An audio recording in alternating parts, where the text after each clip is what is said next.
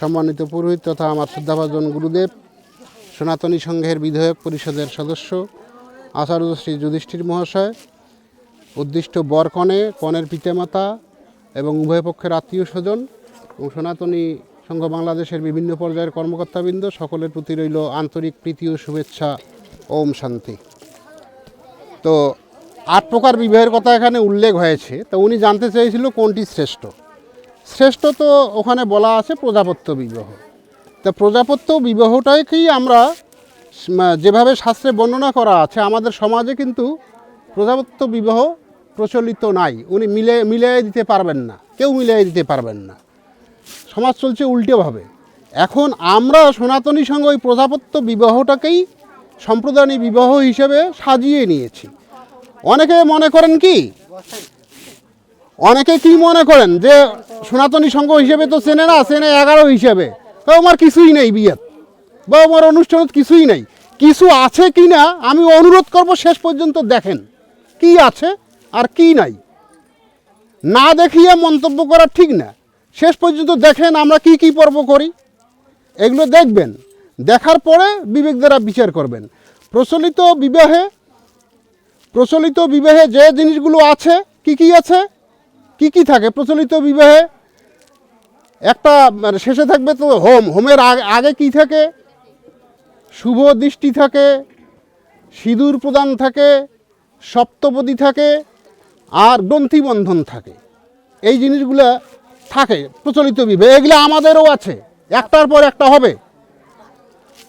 এই জিনিসগুলো আমাদেরও আছে, একটার পর একটা হবে। তবে পার্থক্য হলো কি, প্রচলিত বিবাহ এবং আমাদের বিবাহের মধ্যে পার্থক্য, প্রচলিত বিবাহে কোনো মন্ত্রপাঠে মেয়েকে অংশগ্রহণ করানো হয় না, আর আমাদের মেয়েকেও মন্ত্রপাঠে অংশগ্রহণ করতে হয়। তো এটা ভালো না খারাপ? এখানে তো উভয়ের বিয়ে হচ্ছে। পুজো যদি করা লাগে খালি বর করলে হবে না, কনেকে করা লাগবে। শুধু কি বরের বিবাহ হয়, কনের বিবাহ হয় না? তো প্রচলিত বিবাহে কনেকে কোনো পুজোয় অংশগ্রহণ করায় বিবাহ মঞ্চে? দেখেন তো, চিন্তা ভাবনা করেন তো, সকলের তো বিয়ে হয়েছে। আপনারা নিজে নিজে চিন্তা করেন তো, এইভাবে যেভাবে মন্ত্রপাঠ করানো হচ্ছে মেয়েকে, এইভাবে করাইছে কি না? তো এই সিস্টেমটা যদি খারাপ হয় তাহলে ভালো কথা, আপনাদের দৃষ্টিতে খারাপই থাকুক,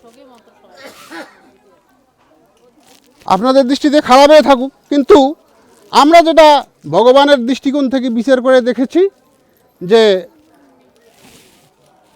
আমাদের মানব জীবনের জন্য নারী আর পুরুষ নাই, সকলের জন্য ভগবানের পূজায় অংশগ্রহণ করতে হবে একইভাবে।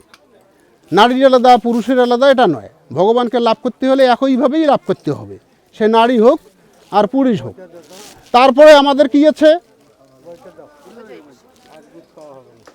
আমাদের আর কি আছে, প্রতিজ্ঞা পাঠ করানো হবে উভয়কে, বর এবং কনেকে উভয়কে প্রতিজ্ঞা পাঠ করানো হবে। এটা কিন্তু প্রচলিত বিবাহের মধ্যে নাই। তা কেন প্রতিজ্ঞাটা দেওয়া হয়?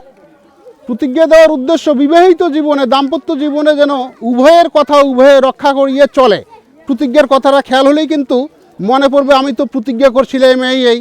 সুতরাং ওই স্বামীও স্ত্রীর প্রতি খারাপ আচরণ করতে সাহস পাবে না, স্ত্রীও স্বামীর প্রতি খারাপ আচরণ করতে সাহস পাবে না।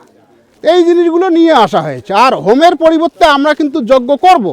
সেটা কি, একটা যজ্ঞ আমরা করেছি, গীতা পাঠ রূপ ব্রহ্মযজ্ঞ এবং জ্ঞানযজ্ঞ আমরা করেছি।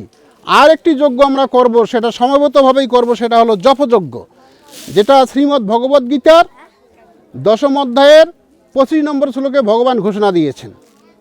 মহর্ষিনাম ভিগুরহম গিরামস্মি একাক্ষরম যজনানাম জপ ইয়জনস্মি স্থাবরানাম হিমালয়। মহর্ষিদের মধ্যে আমি ভৃগু, আর বাক্যসমূহের মধ্যে আমি একাক্ষর ওমকার, আর যজ্ঞসমূহের মধ্যে আমি জপযজ্ঞ, স্থাবর পদার্থসমূহের মধ্যে আমি হিমালয়। তাহলে যত যজ্ঞ রয়েছে তার মধ্যে ভগবান কোনটার কথা বললেন? এখানে জপযজ্ঞের কথা বলেছেন। তা আমরা সেই যজ্ঞটা করব। তো একটা জিনিসের বিভিন্ন পদ্ধতি থাকতে পারে। যেমন আমরা পুরাকালে জল খাইতাম মাটিয়া কুয়ার, জল খাই নাই এক সময় মাটিয়া কুয়ার। তারপরে পাট বসে সেই কুয়ের জল খাইছি, ইন্দ্রিয়ের জল খাইছি, তারপরে সাধারণ নলকূপের জল খাইছি।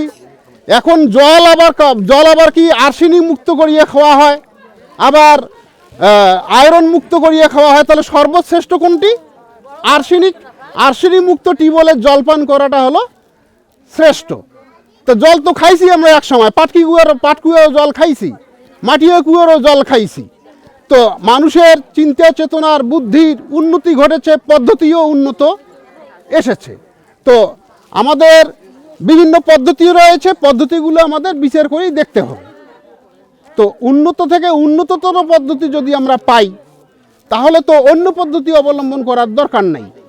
তো সুধীবৃন্দ, আমি সকলকে আহ্বান জানাবো অনুষ্ঠানের শেষ পর্যন্ত থাকেন এবং অনুষ্ঠানটি দেখে বুঝে তারপরে কমেন্ট করেন, এই আশায় আমার সংক্ষিপ্ত দুটি কথা এখানেই শেষ করলাম। ও আর একটি কথা যোগ করছি, সেটা হলো যে এখানে এর যে কথাটার উপর কাউন্টার এসেছিল যে শুধু কি বাবায় সম্প্রদান করবে, কথাটা সেইভাবে বলতে চাইনি। কথাটা হলো যে মাকে কোনোদিনও সম্প্রদানের জায়গায় নিয়ে আসা হয় না। বাবার পরিবর্তে অন্য আরেকজন বাবা আসি বসবে, কিন্তু মাকে কোনোদিনও নিয়ে আসা হবে না, এই কথাটাই বলতে চেয়েছিল। বাবার পরিবর্তে মামা বসতে পারে, ভাইও বসতে পারে, জ্যাঠাও বসতে পারে, পিসেও বসতে পারে, বা অন্য গ্রামবাসীও বসতে পারে, কিন্তু মাকে কোনোদিন ওই জায়গায় নিয়ে আসবে না। মা বাঁচি থাকলেও তাকে ওই জায়গায় নিয়ে আসবে না, এই কথাটা বলতে চাইছিল। বাবার পরিবর্তে আর অন্য বাবা আসবে, কিন্তু মাকে আনবে না। আমরা সেই জায়গায় মাকে নিয়ে এসেছি, এই হলো পার্থক্য। আমরা বাবা মা যেহেতু জীবিত আছে, বাবা মা উভয়কে আমরা নিয়ে আসছি। যদি বাবা মা জীবিত না থাকতো, তাহলে যে আসতো তার স্ত্রীকেও এখানে নিয়ে আসা হতো, যে আসতো তার স্ত্রীকেও সাথে এখানে নিয়ে আসা হতো। যদি বাবার পরিবর্তে ভাই বসতো, ভাইয়ের স্ত্রীকে এখানে নিয়ে আসা হতো। যদি পিসে বসতো, পিসার ওই পিসিকেও এখানে নিয়ে আসা হতো। আমাদের এ কথাটা এইভাবে বলতে চেয়েছিল, অন্যভাবে নয়। তো সকলের সুখ ও সমৃদ্ধিশালী জীবন প্রত্যাশায় তথা সকলের শুভবুদ্ধি জাগ্রত হোক, ভগবান সকলের প্রতি কৃপা দৃষ্টি রাখুক, তথা এই উদ্দিষ্ট বরকনের ভাবী জীবন সুখী সমৃদ্ধিশালী হোক, এই প্রত্যাশায় শেষ করছি। ওম শান্তি।